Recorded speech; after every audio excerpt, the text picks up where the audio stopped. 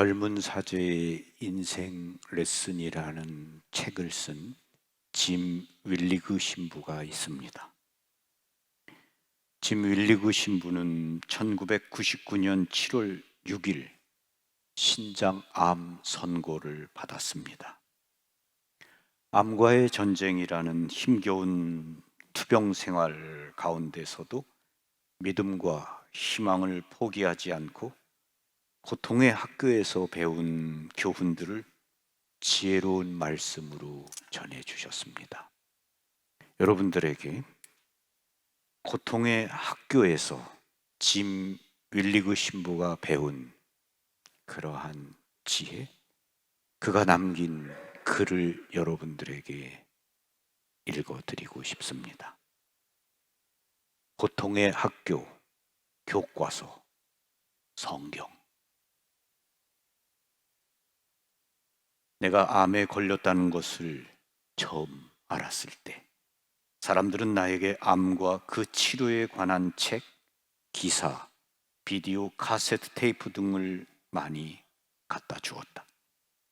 그 모든 것들이 흥미롭게 보였고 도움이 될 만했지만 내게는 그것들을 전부 살펴볼 힘도 시간도 없었다. 그래서 나는 결정을 내려야 할 때마다 늘 그랬듯이 성령께서 인도해 주시도록 기도했다. 하느님의 영, 지혜와 진리의 영께 그것들 중에서 내게 도움이 될 만한 것들을 골라달라고 청한 것이다.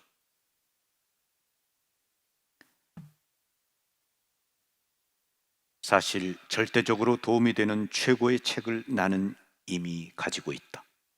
그것은 성경이다. 성직자라서 이런 말을 한다고 생각할지도 모르겠다. 솔직히 그럴 수도 있다.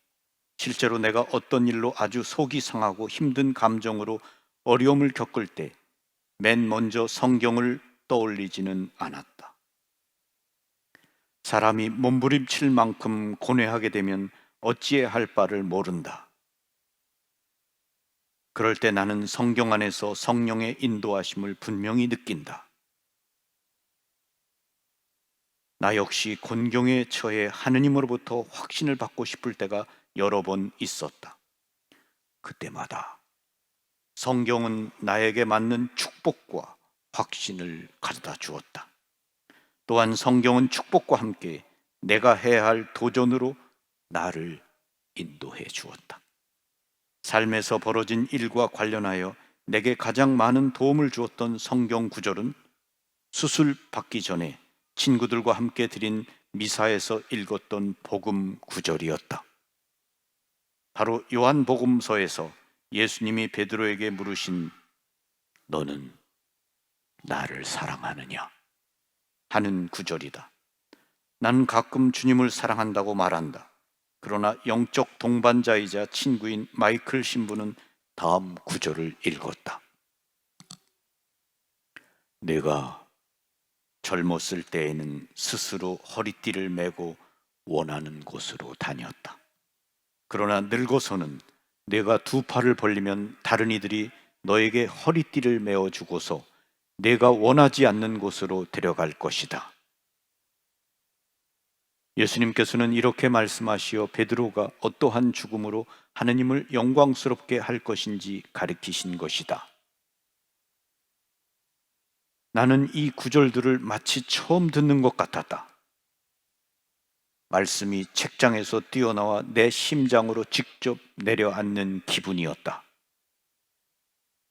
만일 예수님이 나에게 이메일을 보내셨다면 이것은 더 이상 나에게 한 번 읽고 버리는 일회용 메시지가 될 수 없었다.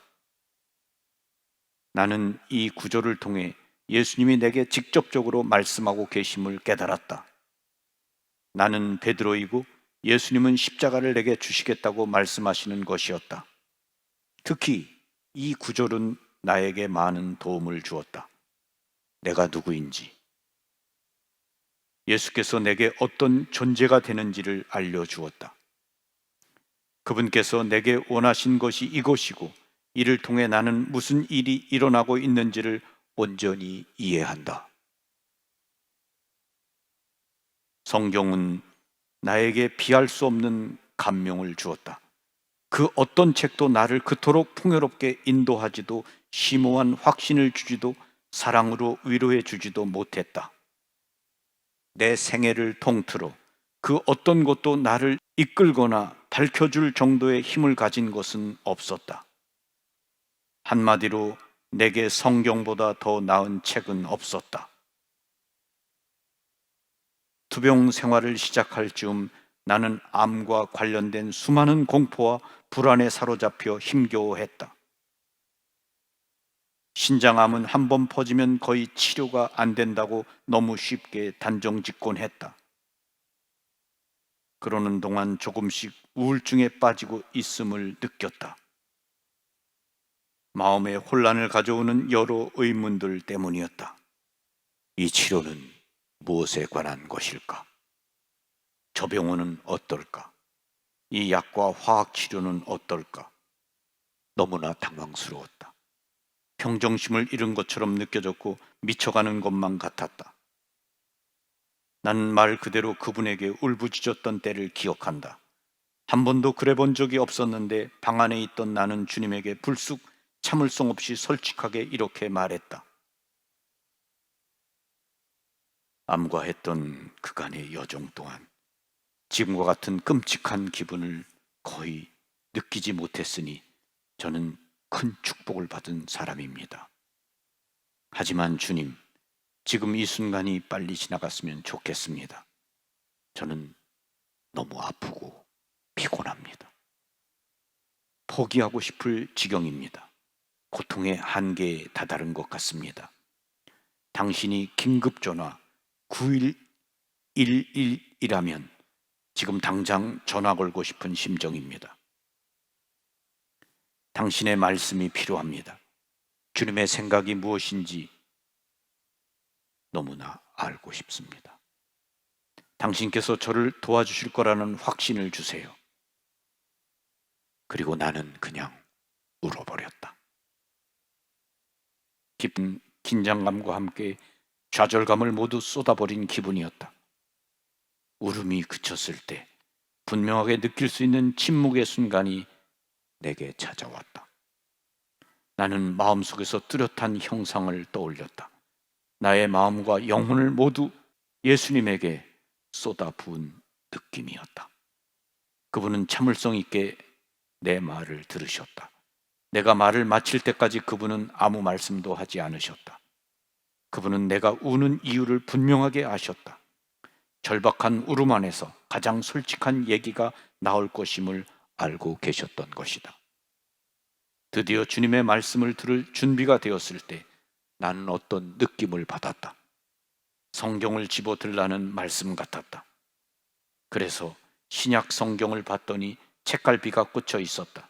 언제 꽂았는지 기억도 나지 않는 그 부분은 고린토 신자들에게 보낸 둘째 서간이었다. 그곳엔 이렇게 쓰여 있었다. 우리는 온갖 환난을 겪어도 억눌리지 않고 난관에 부딪혀도 절망하지 않으며 박해를 받아도 버림받지 않고 맞아 쓰러져도 멸망하지 않습니다. 우리는 언제나 예수님의 죽음을 몸에 짊어지고 다닙니다. 우리 몸에서 예수님의 생명도 드러나게 하려는 것입니다. 다 읽고 나서 주님께서 내 모든 생각을 설명해 주고 계심을 느꼈다. 주님은 내가 고통을 겪고 있는 이유, 그 최고의 목적도 설명해 주셨다. 그것은 그저 그런 상담자가 아니라 현자와 같은 이들이 나에게 해줄 수 있는 것이었다. 그분의 말씀을 조금 더 정확히 들을 필요가 있었다. 그분은 반복적으로 내가 했던 말을 되새기셨다. 그 다음 그분은 조용히 나를 안심시키셨다. 그래, 너는 죽어가고 있구나. 하지만 그것은 내 몸이 아니라 낡은 내 자신이다. 그래서 그리 상처가 많은 것이다. 그러나 궁극적으로 내가 죽어가고 있는 것은 내가 내 안에서 영원히 살기 위함이다. 이 이야기는 성경을 포함한 다른 많은 이야기들과 함께 나의 삶을 변화시켰다. 성경은 주님께서 우리에게 말씀하시는 가장 사적이고 힘있는 방법이다. 물론 주님께서는 여러 가지 방법으로 우리에게 말씀하신다. 사람, 경험, 자연, 기억, 테이프와 책 등을 통하여. 그러나 거룩한 성경만큼 우리를 격려하는 것은 아무것도 없다. 성경만이 우리에게 그분의 거룩한 힘을 알려준다. 하느님 말씀만이 우리를 변화시킨다. 이런 이유로 나는 좋아하는 몇 가지 성경 말씀을 종종 언급해 보기를 추천한다. 그것들을 카드에 써서 냉장고 문이나 욕실, 거울이나 침대 옆에 붙여보라. 우리는 그것들을 보면서 자주 확인하게 될 것이다. 실제로 성경 구절을 쓴 카드를 여러 장 가지고 다니는 친구가 있다. 그는 카드에 쓰인 성경 말씀을 기억하고 실행함으로써 정말 마음으로 배울 때까지 늘 주머니에 넣고 다녔다. 그는 이 간단한 실천이 전체적으로 자신의 생각과 삶의 변화를 가져왔다고 주장한다. 나는 개인적으로 이 방법이 삶에 지극히 도움이 된다는 것을 알았다. 실제로 안 좋은 일이 있을 때마다 나는 위로가 되는 특정한 성경 구절을 마음속에 떠올린다. 하느님을 사랑하는 이들, 그분의 계획에 따라 부르심 받은 이들에게는 모든 것이 함께 작용하여 선을 이룬다는 것을 우리는 압니다. 로마서 8장 28절. 고통의 학교에서 성경은 그 어떤 약보다 좋은 치료제가 되었다. 그것은 놀라운 교과서였다. 나의 지대한 관심은 성경이 최고의 교과서일 뿐 아니라 우리가 종종 손에 들어야 하는 입문서이며 특히 삶의 여정에서 우리를 이끄는 안내서가 된다는 것이다. 신장암에서 담도암으로 그리고 그 암이 온몸에 퍼져서 격렬한 고통을 받다가 짐 빌리고 신부는 죽었습니다. 근데 이 신부가 격렬한 고통 가운데 어느 젊은 사제의 인생 레슨이라는 책을 남기고 떠났습니다. 저는 그 책을 읽으면서 큰 감동을 받았습니다. 그 책 가운데 자신의 고통의 학교의 교과서는 바로 성경이다. 이러한 부분을 글로 남겼는데 그것을 지금 여러분들에게 읽어드렸습니다. 성경은 우리 모두에게 있어서 우리가 직접적으로 하나님의 말씀을 만나고 들을 수 있는 그것이 바로 성경입니다. 그리고 하나님의 말씀이야말로 우리를 치유하고 변화시키는 말씀입니다. 그 때문에 우리는 성경을 읽어야 합니다. 그리고 이 신부님이 추천하는 대로 여러분이 좋아하는 마음에 닿는 성경 말씀을 여러분이 적어서 냉장고나 여러분의 컴퓨터 앞이나 곳곳에 붙여놓을 수 있습니다.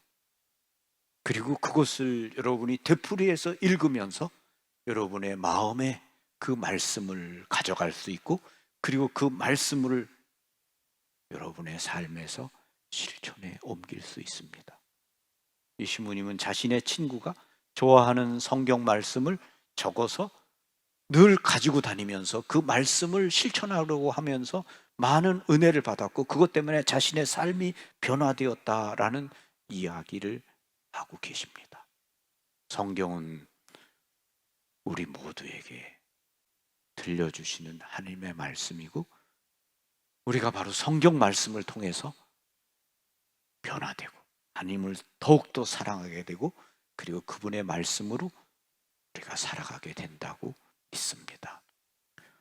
성모님께서도 우리들에게 매일 성경을 읽고 묵상하여라 하고 말씀하십니다. 짐 웰리거 신부, 고통 가운데, 격렬한 고통 가운데 성경 말씀보다 자신에게 더 큰 힘과 위로를 준 것은 아무것도 없다. 정말 그런 것 같습니다. 우리도 하나님의 말씀, 성경 말씀에서 힘을 얻고 위로를 얻고 또 성경 말씀으로 기도하고 그렇게 살기를 바랍니다. 아멘. 평화를 빕니다. 고맙습니다. 감사합니다.